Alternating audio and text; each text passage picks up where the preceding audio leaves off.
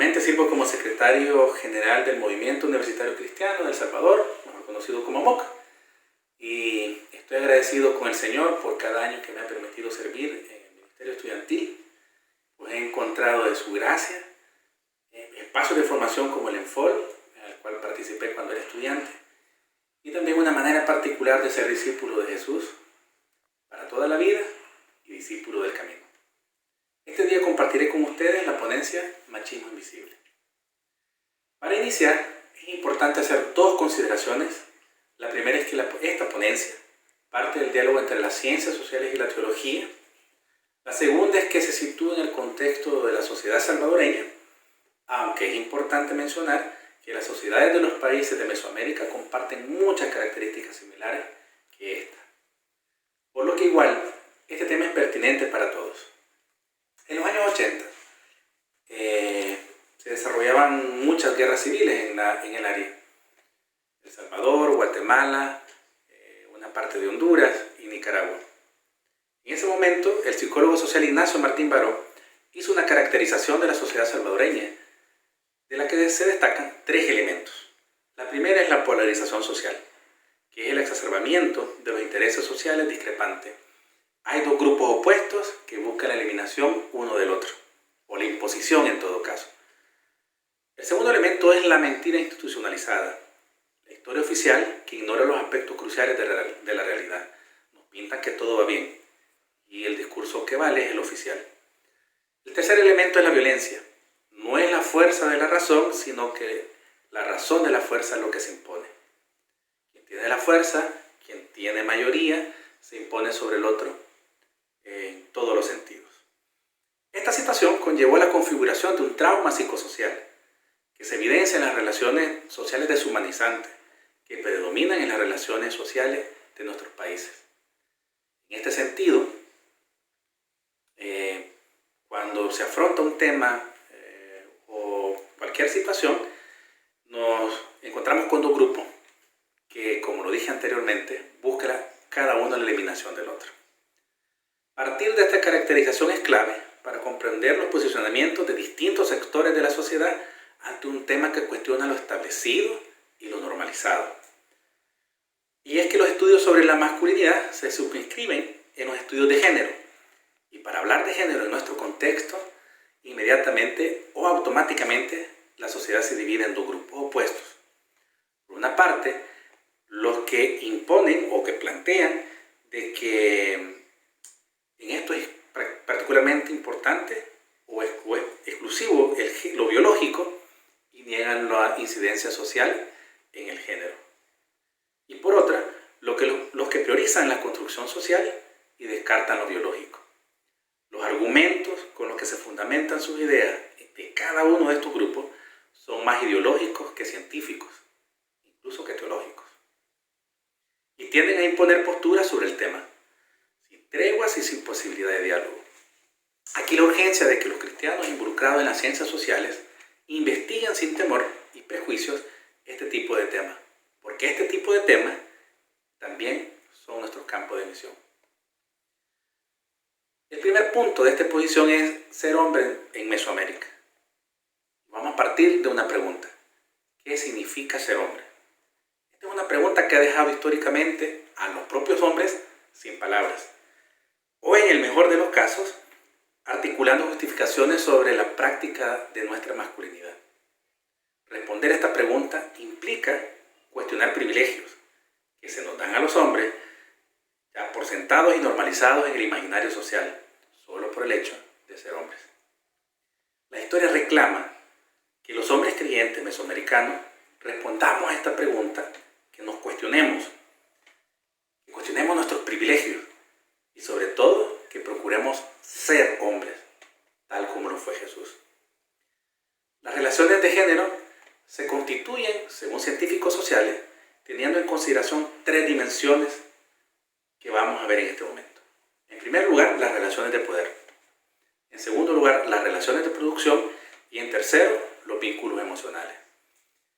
En las relaciones de poder, las sociedades occidentales, sobre todo, basan el poder de los hombres en la total subordinación de las mujeres y la dominación de los hombres más débiles.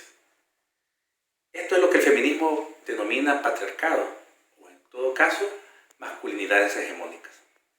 Este entramado de relaciones sociales basadas en la dominación de lo masculino se sostiene por lo que la cultura entiende sobre la diferenciación entre géneros. De esta manera, desde la niñez, se distribuyen los roles atribuidos a cada género, que se transmiten a través de la socialización familiar, de la escuela y de los medios de comunicación masivos. Así, los roles femeninos, por ejemplo, están relacionados con la reproducción, con la crianza, con los cuidados, con el sustento emocional, es decir, relacionado al mundo privado, a la casa, al hogar, mientras que lo masculino se relaciona al ámbito productivo, al mantenimiento, al sustento económico, es decir, a lo relacionado al mundo público. Aquí también entra lo político, entra el aspecto de liderazgo, que muchas veces se concentra, no muchas veces, por lo general se concentra en hombres. El segundo punto son las relaciones de producción. La asignación de trabajo, aunque parezca inofensivo, se da en muchos casos teniendo en consideración el género. De esta manera, además, se perpetúa la discriminación salarial y que las mujeres no opten algunas disciplinas científicas, por ejemplo, porque son dominadas por hombres. Y los entornos son hostiles. Además, en el mundo de la ciencia suele predominar el estereotipo de que las mujeres son menos brillantes o las mujeres se esfuerzan menos. Esto se conoce como el efecto Matilda, que son micromachismos que invisibilizan a las mujeres en la ciencia, por lo que las mujeres son relegadas a estudiar carreras relacionadas al servicio, al cuidado, como enfermería, como trabajo social, como psicología, y hay pocas posibilidades para crecer en otro tipo de ciencias. Las relaciones de producción también se observan en la distribución de las tareas cotidianas. A pesar de que en las sociedades contemporáneas muchas mujeres trabajan fuera de casa con horarios igual o más largos que los hombres, sobre todo aquellas mujeres que se dedican al área textil con horarios esclavizantes, a pesar de eso, las mujeres siempre tienen la obligación de cumplir con las tareas relacionadas al hogar. Por lo general, esta discusión sobre las relaciones de producción y relaciones que tiene con el género se enfoca con la discriminación salarial, la exclusión de las mujeres en algunos trabajos y en la asignación de tareas cotidianas. Pero esto es más complejo, y es que son los hombres y no mujeres quienes están al frente de los grandes conglomerados empresariales, por ejemplo. Quienes están en el liderazgo de la mayor parte de los ministerios, incluso los ministerios cristianos. Es decir, la acumulación de riqueza, de poder, de liderazgo, tiene que ver con el papel predominante que tienen los hombres en las relaciones de producción. El tercer punto son los vínculos emocionales.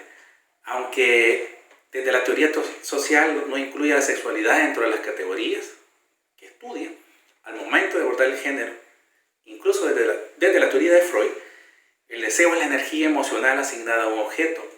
En este sentido, los hombres generalmente asignan la categoría de objeto a las mujeres.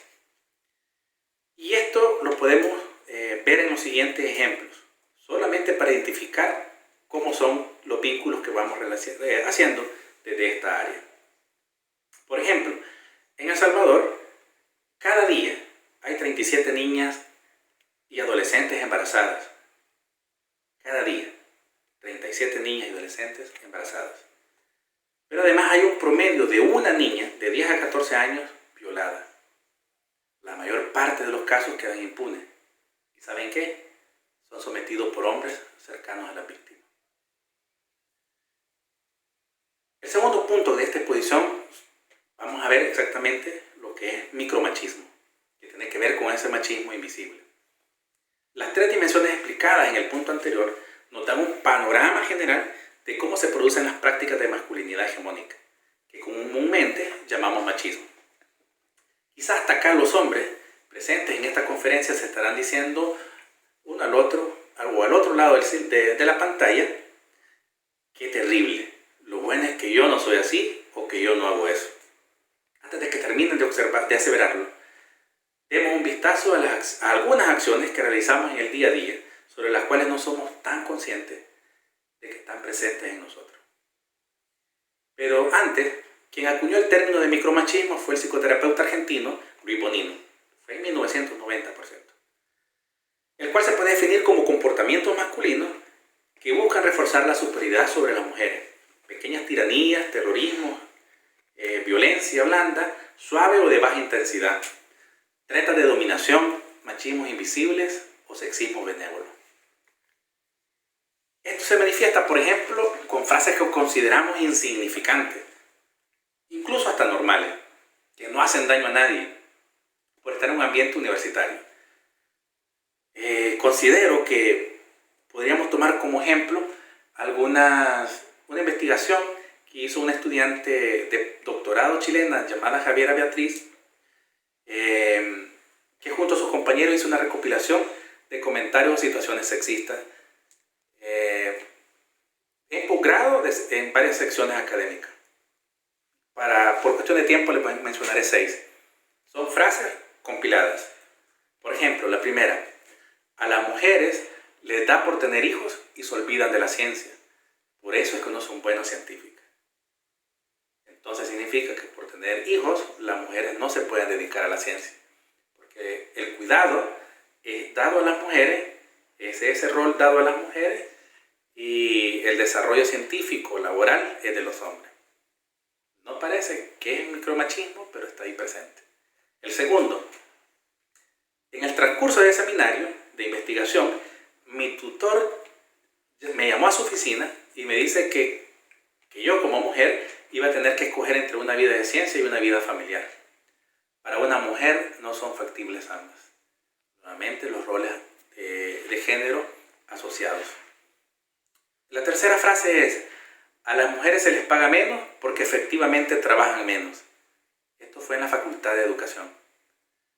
Igual, un micromachismo del cual no nos damos cuenta. La cuarta frase: refiriéndose a que se veía el tirante de mi sostén por debajo de mi polera, sin mangas, camisa, mi tutor de tesis me dijo: no muestre eso, no ve que me pasan cosas. Eso fue en la Facultad de Ciencias Biológicas. Una quinta frase: mi tutor de tesis, al finalizar mi doctorado, me dice que debo pensar bien si yo quiero entrar en la academia, porque me voy a convertir en solterona o separada. En ambos casos, en una amargada. Miren esta otra frase, que lo está diciendo alguien en la universidad, un docente: las mujeres violadas quedan más tontas. Lo dice un psiquiatra académico de la Facultad de Comunicaciones. Otro ejemplo de la vida diaria son algunas camisas insignificantes para bebés, aparentemente insignificantes, que son populares. Por supuesto, la de los niños es celeste y contiene una frase como inteligente como papá. Y la de las niñas, en rosado por supuesto, una frase bella como mamá. ¿Por qué no al revés?